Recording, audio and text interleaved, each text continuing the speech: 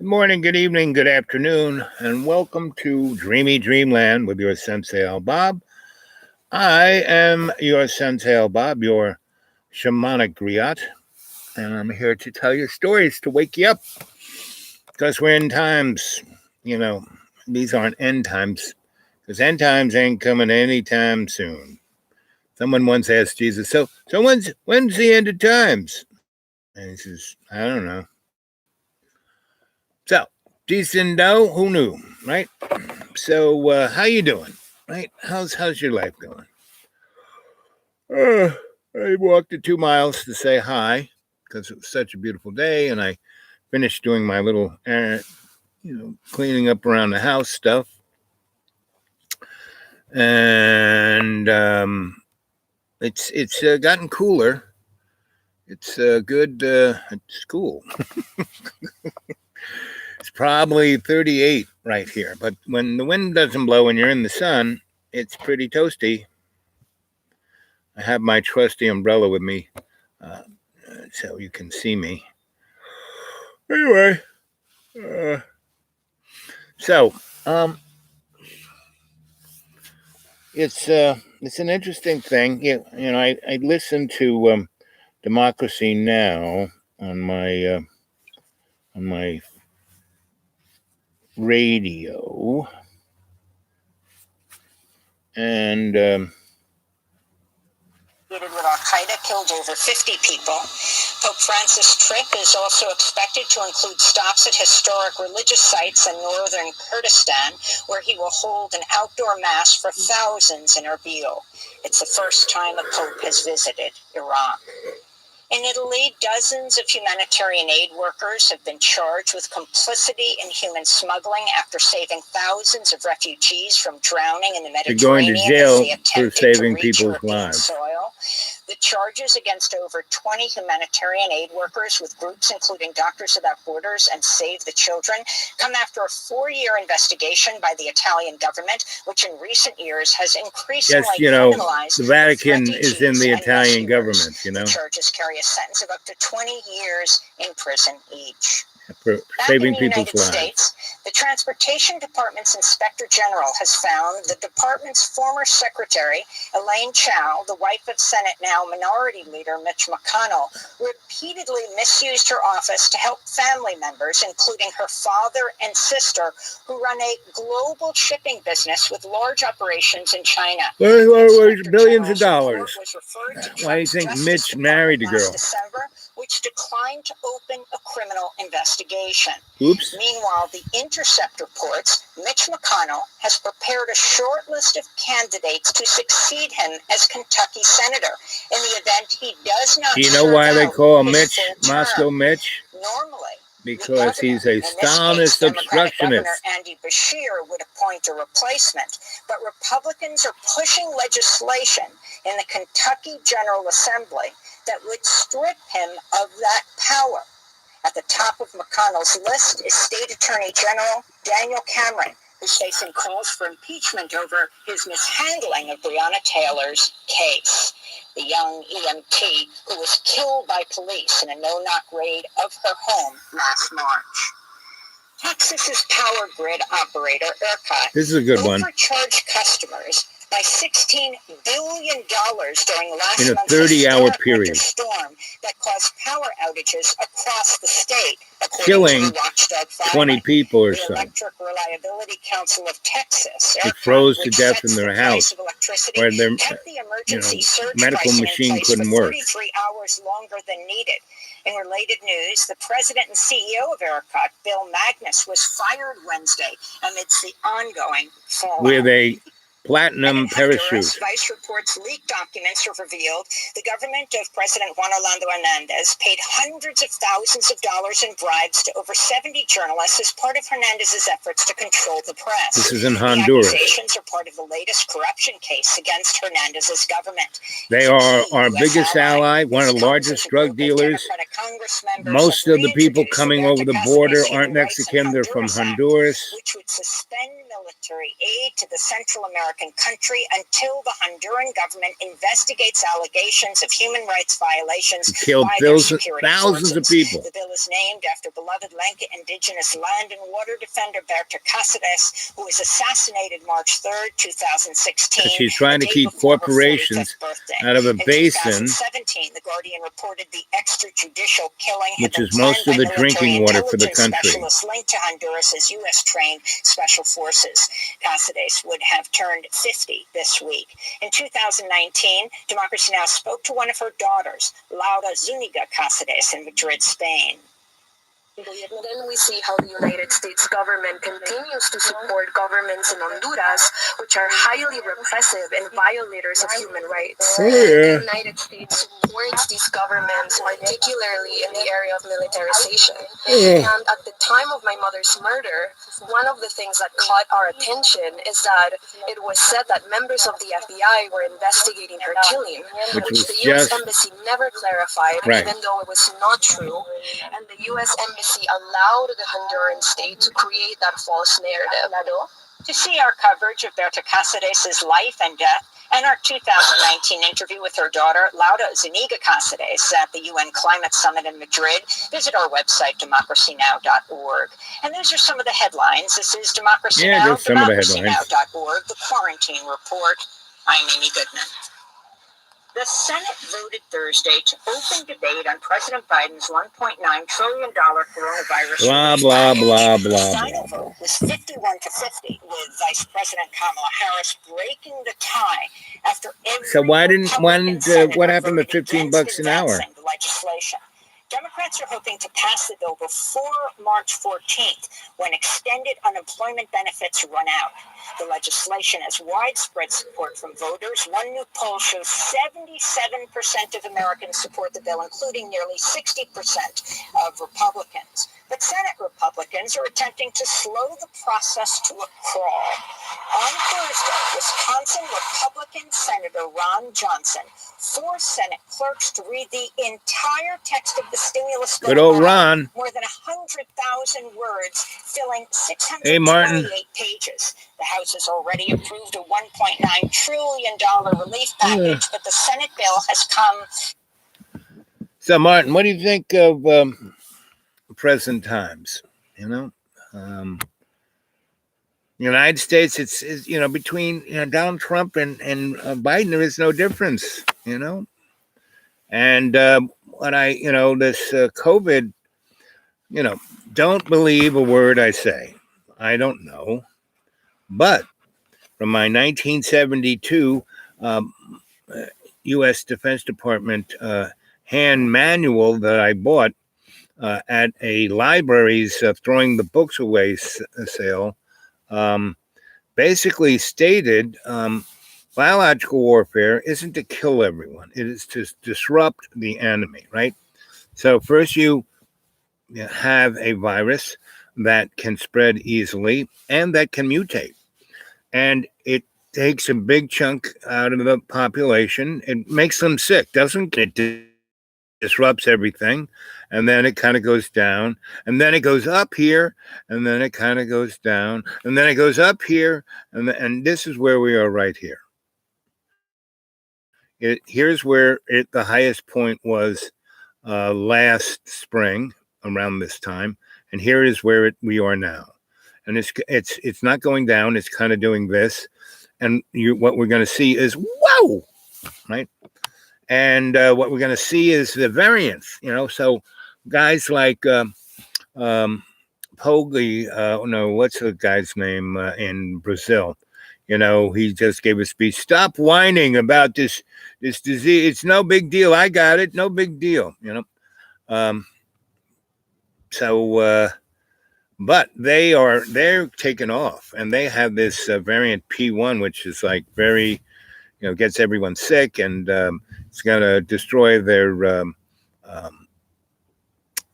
hospitals. And interesting, Brazil, within that economic scene of the South there, has the best public health, and compared to all the other countries in South America.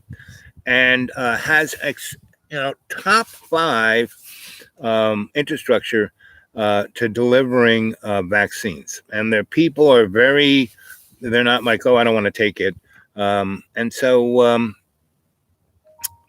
the interesting thing is,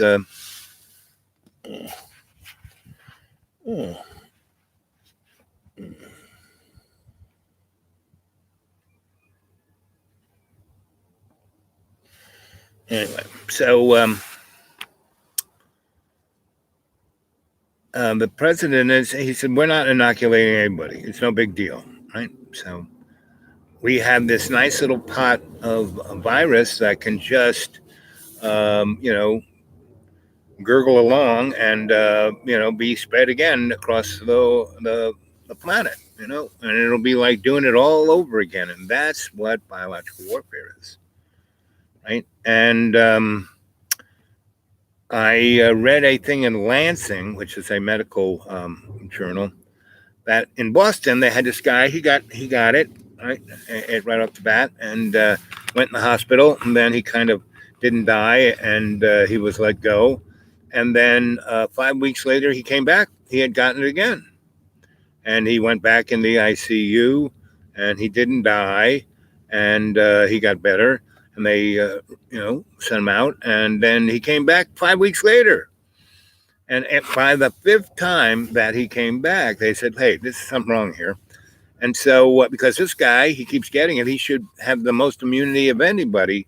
And so they took all his blood samples, and they looked across the RNA of the virus, and they saw that within him, he had 20 mutations within him. So he was like a virus factory of mutations, right? And he, good afternoon. Camping out? Yeah, kind of. I live in Cadillac. I live in a forest. I don't have a house. I'm Cadillac camping. I got a little of this and a little of that, and I can stay warmish. Last night it went down into the 20s. I got used to being in the 40s, and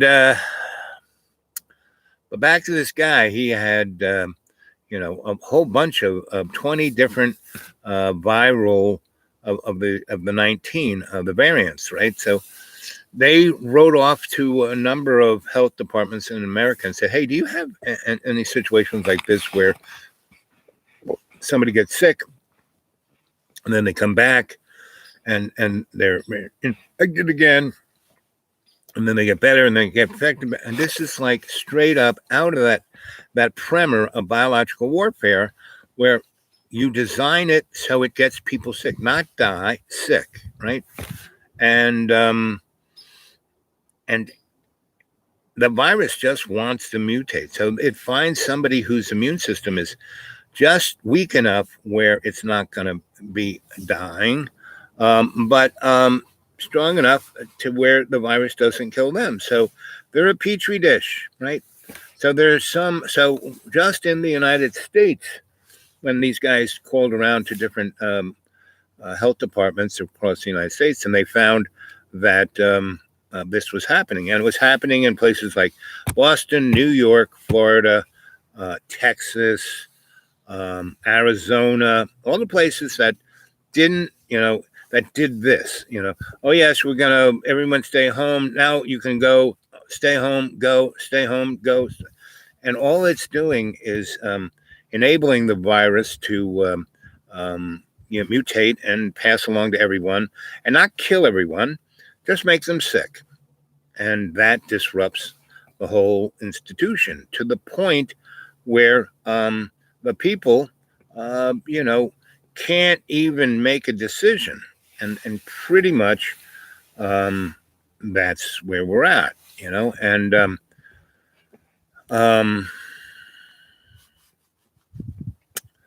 and a lot of people are making money, right? So that's where we're at.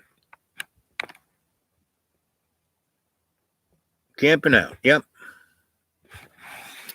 So what do you guys think? Right? Martin, what do you think? Chris, what do you think? Right? What books are you reading these days? Been reading, I'm writing my novel, so the way to go is to read other people's stuff, right? So there's the sun, pretty bright, right? That's why I got my little umbrella over my head. And even though it's like 38 degrees out in that sun, it's like, whoa, that's toasty.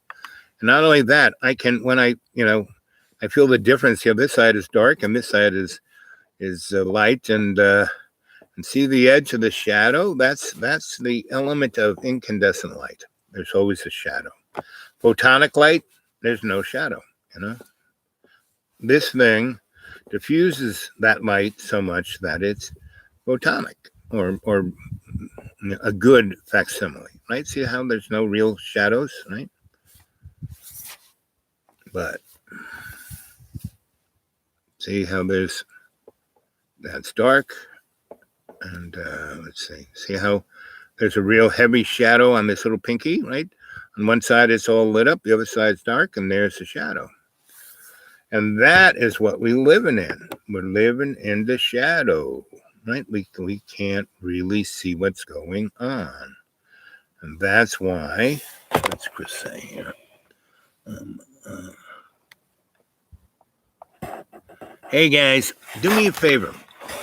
In your chats, hit the large character, the capital letters, because I can barely read this. I'm reading Electromagnetism and the Foundation of Life. Yes, we are electrochemical devices. When we are breathing in, Father Sky, we're breathing in prana. And as it goes into our lungs, especially if we breathe 20% more, that little cilia goes up, our diaphragm goes down, our heart can pump more blood through our lungs, and we transport our waste out, right? And the blood carries that photonic energy. And that's why, we're an electrochemical device. Our blood is red because there is copper there. Our blood is very conductive of current, right? And because if we are walking on Mother Earth, in a big way, like I do through the forest, you're grounded and you have chi. And for that photonic light to go through you, you had to be grounded. And then as the blood goes through your veins and your capillaries and your arteries, it doesn't go blub, blub, blub. It swirls around the walls of the blood vessels and capillaries and veins. And in that swirl, there's another swirl going the other way. And in that swirl, there's another one going 90 degrees. What is that? That is parallax, creating a scalar current in your body. And so when you look at the microscopic picture of a cell splitting, and all around it, you see these little lightning bolts, that's the mitochondria. And that's the photonic scalar energy splitting the DNA. And that is the thing that does that.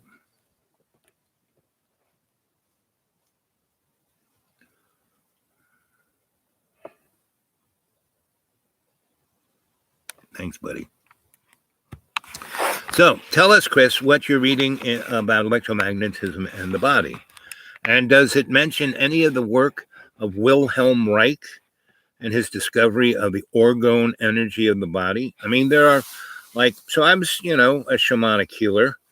And, once you become something, once you're an artist, once you're a photojournalist, once you're a filmmaker, once you're an electrician, once you're a scholar, you don't stop being those things. You may not do it as much, but you never stop being that.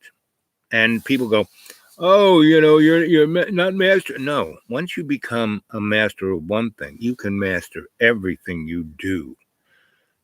Jack of all trades, master of none. Not really. Jack, once he becomes master of one thing, he can master everything else because it's a process, right? Book is about a bunch of Russian scientists trying to figure out how to human limbs. Yep. And that technology's been around since Mesopotamia. It's just, I mean, look what Jesus did. Pretty much that's what Jesus was doing. No mention of Wilhelm Reich. Too bad, because that guy, by discovering the orgone, that energy block, there's blockchain, the same kind of thing within us, and it totally connects with the higher sensibility of ourselves and our our DNA. And he was able to heal everything. And he published his work and review folk, and the people who were righteous said, wow, this is amazing. And the other people like the AMA and guys like that who said, he's going to teach everyone how to keep themselves healthy. We won't be able to make money. So they, paid their senators and congressmen to pass laws. There were laws that were passed that if you had Wilhelm Reich's books in your possession, you were treasonous. And so, of course, this guy, he had all his own books in his house. So the FBI comes in, finds them, arrests him for treason. This is in the 50s.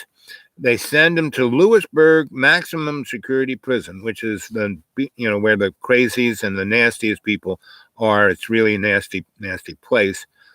And there's this little guy in his 70s, and he's amongst all these big killers. And he shows them first how to meditate, second, how to get a hold of their life. And then he shows them how to generate orgone energy. And he heals 3,200, stone cold killers and turns them into real human beings. And then they basically organize the prison and take over control. Even though they're locked up, they run the place. And so the state legislature, the powers that shouldn't be, got very upset and went in there with truncheons and etc. And these guys just sat there and meditated. Let them, themselves get beaten. They killed a lot, and then they had to stop it because these guys weren't fighting, weren't doing anything, weren't burning the place down, and they had brought certain media in to show how bad these people are, and they started to say, no, this is something's wrong here. These guys are like really nice. Anyway, so they blamed everything on Wilhelm Reich, and they put him in solitary confinement, right? So he just sat on his bed and meditated and kind of hummed and glowed. And then they said, well, we can't have this.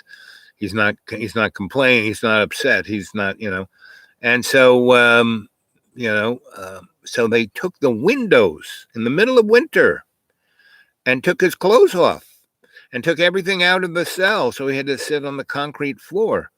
And once a day, they came in with a fire hose and just hosed him down. And he just kind of like froze to the floor. Still, it didn't die, right? Still was fine, right? And after a month or two of that and nothing, they couldn't figure out what to do with this guy. And the rumors went on about it. And one day they went down to see him and he was gone. His body wasn't there. Nothing was, he didn't break out. He didn't cut a hole. He didn't chop anything. He was just gone. So go check out Wilhelm Reich, Orgone Energy. Let's see. Wilhelm Reich, suppressed technologies. Sad. Got most of his books. Yep. And he could make it rain. Yep. And Nikola Tesla in the 1880s, late 1880s, after his experiments in Colorado Springs, he discovered zero-point energy. He built a facility in Long Island, Shoreham, Long Island, right where Long Island Light Company 100 years later or so built the Shoreham nuclear power plant. And he built Wardenclyffes, which was the industrial showing of how to have free energy. And Mr. J.P. Morgan said, well, that's great, Nick, but I own you, and this is free energy, and, we can't meter that. We can't charge people that. And it was wireless.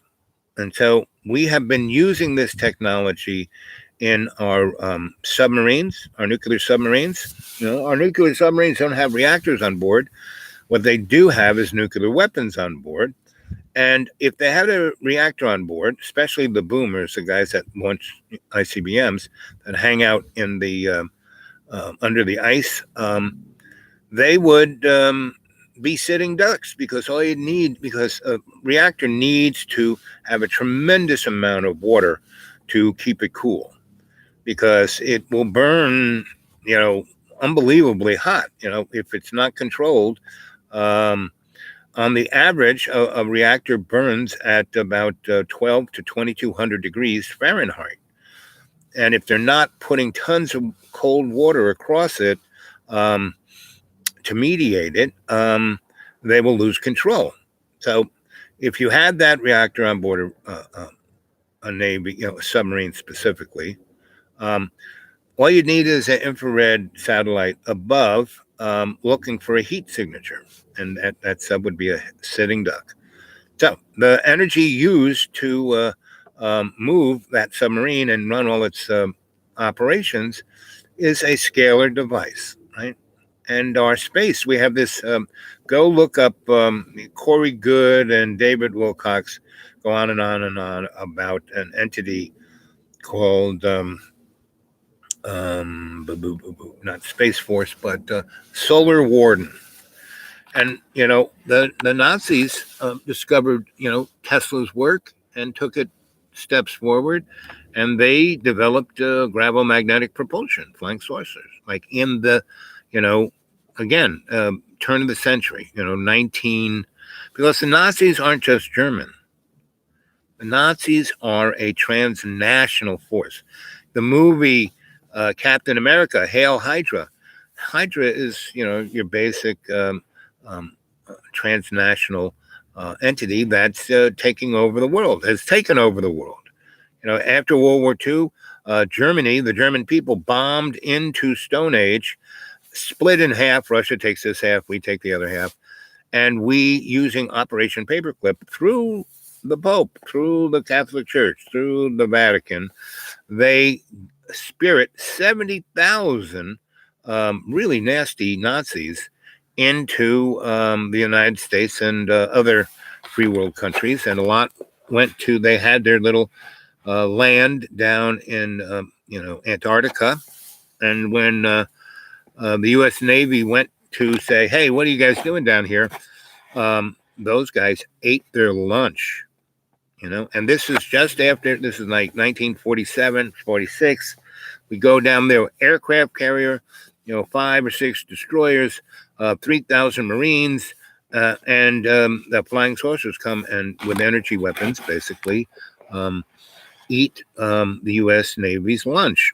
And that was a high jump, I think, is what it was called. If you were going to, Admiral Byrd was the admiral who took him there, the guy who had been poking around that neck of the woods, and he had flown over this area of Antarctica that was like green, and they had films of like dinosaurs still running around down there.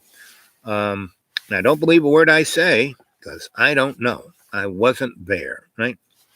And these are just things I've heard, just like when I was at the UN in my little NGO of alternative technologies, where we didn't think, we weren't thinking about nuclear power or, any big, no, we were thinking of simple things that could save people's lives. And the biggest problem Africa was having, and India too, was potable drinking water. And they basically, didn't have any, because, the European imperial forces kind of, basically disrupted their whole way of being. and through mining and oil refineries and all. You go to Nigeria, that place is a mess, and the levels of cancer are like off the chart. Any place in Africa that has resources, you'll find civil war and strife. Places that have nothing, they get along pretty good. So what we did was we said, well, how can we? What resource do they have there that's everywhere? And we discovered that all over Africa were these 2-liter clear plastic bottles with caps, right? And over the last, we were doing this in 72-ish, 3, and 4. And so what we said, okay, so this is what they got. They're all over the place. They have access to a lot of these. Because we saw pictures of these women with these kind of netty things with tons of these bottles, and they're carrying them on their head. And so we said, okay, how can they use that to make potable water? Well, see this? That's UV. UV light will kill almost anything. And so we got some of those plastic clear bottles, and we started experimenting. And we put really rancid water into them, covered them, put them in the sunlight, and it would, right? Then we kind of had a little funnel, a little like cheesecloth, poured that 2 liters into the other 2-liter bottle 2 days later, and all the gooey stuff stayed on the cheesecloth, and then put the cap on, put it in the UV light.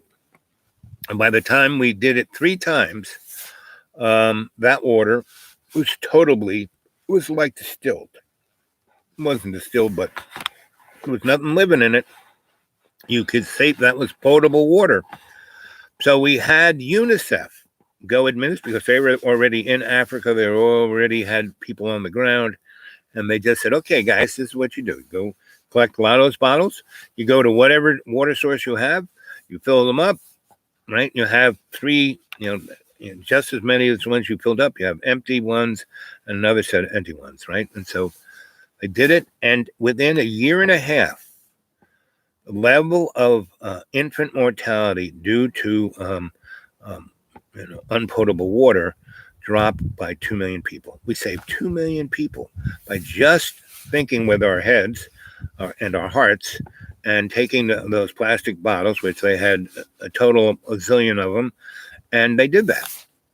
And the next year they saved another. By the 3rd year, what happened was the bottling companies put something in those 2-liter bottles to block UV light. And so the death of infants and young children went back up.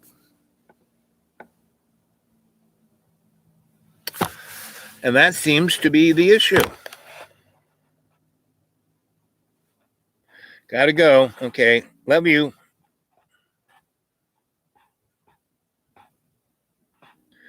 And he could make it right. Yep. Okay. How many people are watching? Only one. That one thumbs up. That was nice. How many minutes? 33 minutes. I'm going to go back to this because I'm starting to get a little cold. I want to warm up a little bit.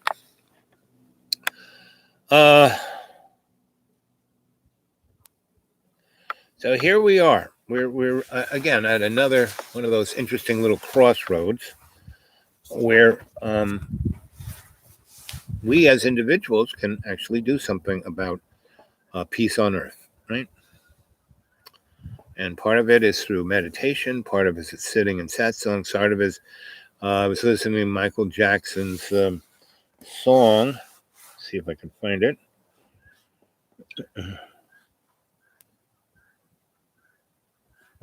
Department faculty will provide information about art and design scholarship opportunities. Choose to intervene. Like in our story today. Her eyes.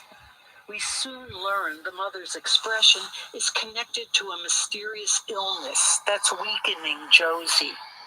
The Constitution. So the 1902 debates that I've mentioned, I didn't read those until I started working on the present Virginia Constitution, I knew I had to do my homework and say, where in the world did this? So long, by But the other four kingdoms covet its mighty powers. And she loved it in part because when my father died,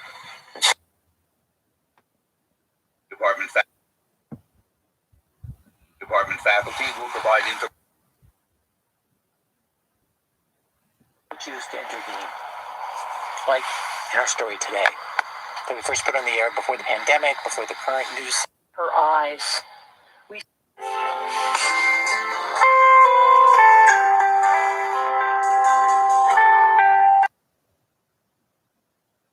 Singing his praises. the Constitution. John, Rob, Gerald, and Wayne. This book, at the beginning of the pandemic, means to fight stereotypes. designers. Well, I can't quite find it, but Michael Jackson is the Man in the Mirror's song is quite good because, before you can fix anything in the world, you got to look in the mirror and see what's going on in your life, right? And that's why I'm out here in the woods, because it really enables me to have self-reflection, right? I'm not bothered by the internet or anything. I do listen to the radio a bit, and but when I'm walking around in the woods, I don't really have a radio. If I'm in the man cave, yeah, I'll listen to the radio, and that's my only real media. And I have to I have to walk 2 miles. The closest internet I got is walking 2 miles to my neighbor's patio, and so. We really are at an interesting point in time and space because technology is about to slingshot us into a place where the metaphors of the Greeks and the Bible and all of that is here. And see, the thing is that when you read the Greek tragedies, you realize, and then you read Shakespeare, and then you read other great authors from that point on, you realize, Melville, Dickens, Sam Clemens, Mary Shelley, you realize that nothing ever changes. There is no real time. There is, the past. The past is past. And at best, we have a memory of it, but it's not that good. If you ask anything about what happened in the past to a bunch of people, they'll all give you a different story, right? Whereas the future is not here yet. We just have what's here right now. And we are so distracted by the means of the metaphor that we don't live in this moment. And my novel that I'm writing right now, Legend, is about that. And if you go to Griot Publishing at .blogspot.com, you'll find it. Also look at xratted.blogspot.com. And you can Google, Griot Publishing, kind of come up. You can, it's interesting. I've been getting contacted by people at my Gmail, the Dude Awake 42 at Gmail. And a lot of people kind of stumble across me or through, all these stories I tell, right? Well, Google actually puts it in their algorithm. And I told a story about a good friend of mine, Judy Rifka, who's quite a good artist in New York. And we were a gang of 20 or so that kind of started a thing called Collaborative Artists, that kind of started Soho, that kind of started Tribeca, that kind of started all of these things that are now, the Lower East Side. And we were just living our lives, Oh, that was reminding me. I was going to do this show on my Australian times, but it's so bright I can't really show you pictures. There has to be a little more control light than this. Anyway, I'll figure it out. Anyway, everywhere I go, I am part of a cadre, of a cultural artist trust, and right now I've been trying to start that since once I got sick, I had kept, like, when I was in Florida, there was a art entity in Fort Pierce that I kind of dropped into, and I helped them revitalize themselves, get it into community, turn that town around from being, a ghetto into something really interesting. And then once it got to be something interesting, the developers just kind of grabbed it away and destroyed.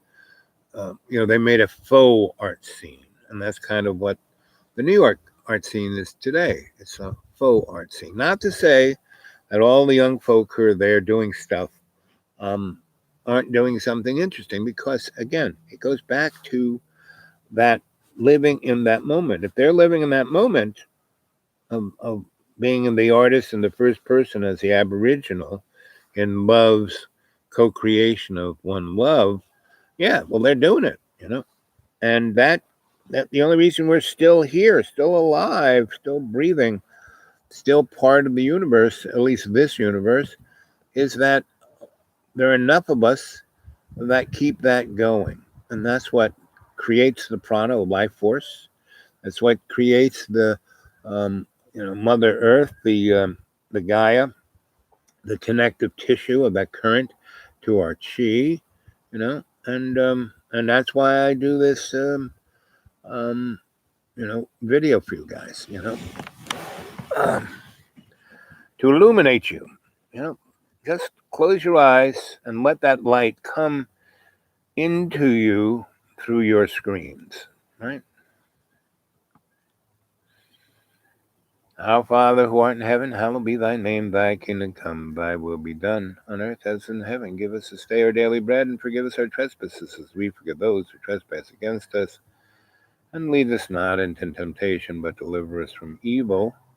As it was in the beginning, is now, ever shall be, world without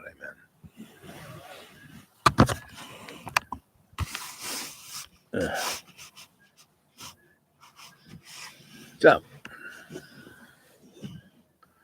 So let that photonic light just wash over you.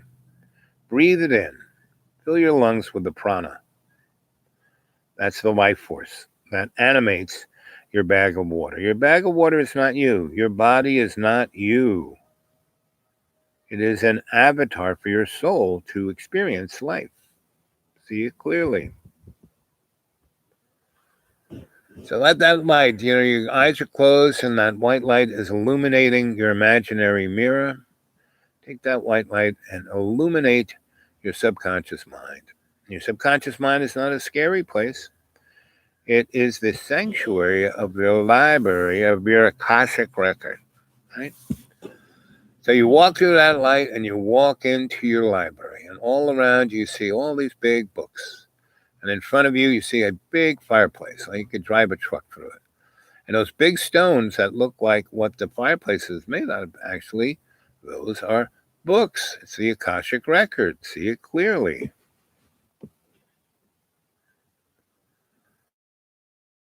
And make it stronger. In love's co-creation. And every day and every way you serve, one loves. You are the artist in the first person, the Aboriginal. See it clearly. And you walk into your library, and there's a big fireplace, and in front of the fireplace there are 3 or 4 very comfy lounge chairs. And then, in front of that is a big table, and above it is a light hitting the table, and it's illuminating the table with photonic light, so that you put your hand there. See, there are no shadows whatsoever, right? There's a hand, there's no shadows, right? And there's a very comfy reading chair, and you sit down, and to your left, there is your librarian, and to the left of your librarian is your animal totem, and to your left of your animal totem is your guardian angel. And your librarian brings you the information. You open up the book, and there it is, right? Empty pages. Put your right hand on the right page, your left hand on the left page, and you eliminate, you evacuate all the toxicity of your body and your life, and all the things you're upset about, all the things you feel anxious about, all the things that you feel attacked by. You eliminate them. You put them in that book. And you look at those pages, and now they look like a Rorschach, right? So you close the book, you open it back up, and there it is, a screen, right? And in that screen is the image of who and what you are, right? And surrounding that big screen are 28 little screens that give you the 28 different photonic scalar dimensions, right? Because we live in a multi-dimensional universe. See it clearly.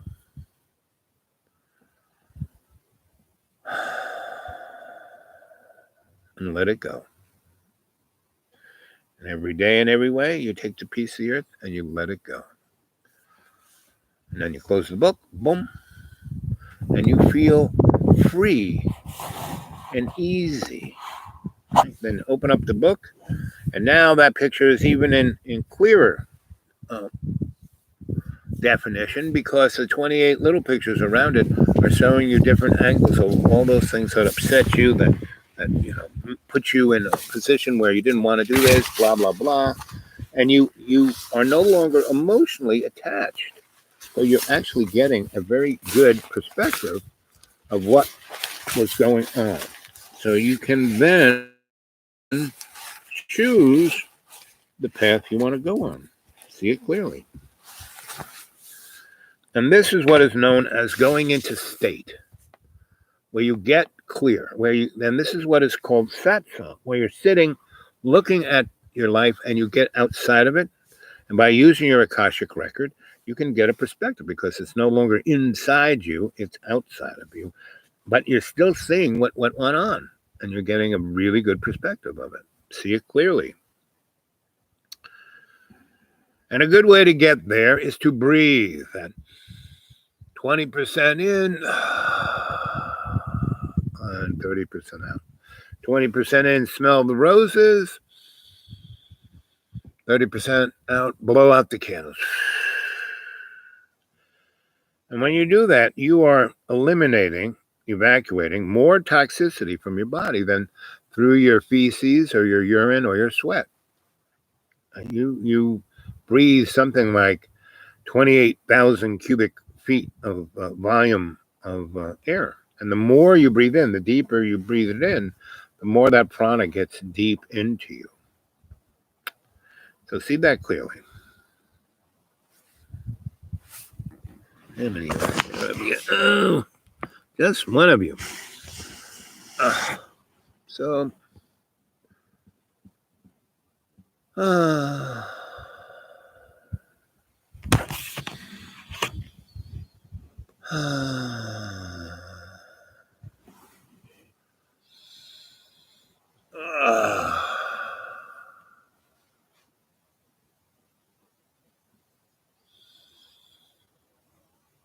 so I'm going on the bop for the next few days, or even weeks, maybe months, as it's gotten cold here, and I've kind of shut things down. And when I leave tomorrow or Sunday or Monday, whichever day I feel like leaving, I will, the place will be closed up, jelly tight, and I will come back when it gets warmer, right? And if that warmer is sooner rather than later, I will come back, because the spring is the nicest time here, and everybody is budding. We had a nice 5 days. Here it is, the 5th of March. We had a nice 5 days of, last night was the coldest, it was in the 20s. I woke up this morning, it was like 30 something, and now it's 38. Supposed to get cold again tonight. So, I'm going to, I have other things to do, other places, so I'm going to go those places. So I'll share shows wherever I can find Wi-Fi to do it. And I will give you little impressions of my journey, and maybe I will even interview people if I can get people and accessible Wi-Fi at the same time. I will try and do that. And if I could only get 1,000 subscribers, I would be able to do this show anywhere on my cell phone. But because I only have about 400 subscribers, and it kind of, I've never been able to get past 500. So, and it never seems to drop below 380. But I'm now, 400 and above, and it's interesting. So you hear that? That's a logging truck, a smaller one. And that sound is 10 miles away. It's bouncing off the valley.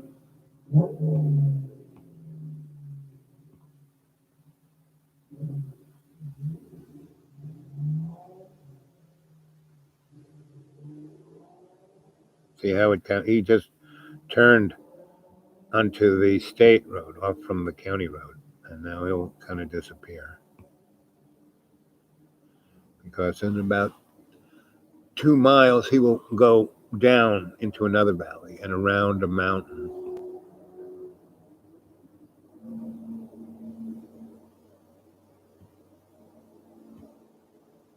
Right about there.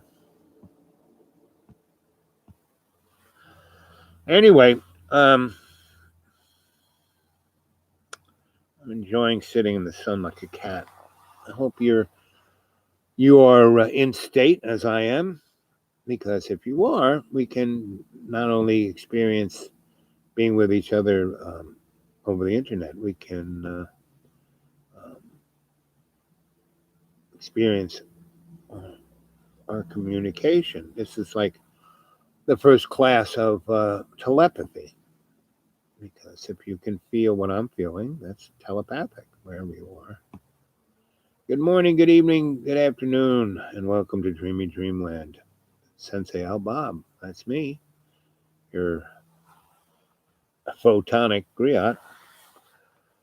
And I'm here to help you enlighten yourself with the energy of Father Sky, Mother Earth, Holy Spirit. Bless us indeed, enlarge our territory, put your hands upon our shoulders, and keep us from evil, so we will do no harm. Aho. And in every day and every way, let us take the earth and make it stronger. How many are there? Still just one of you. Chris was the last to comment. And anyway, I'm feeling very nice, very warm, very relaxed.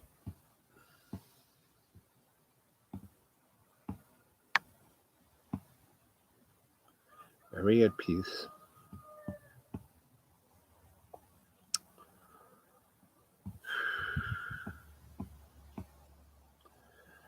So all that stuff that's, out there in this is the real world. I live in the real world. That's not quite the real world. That's the illusion of the real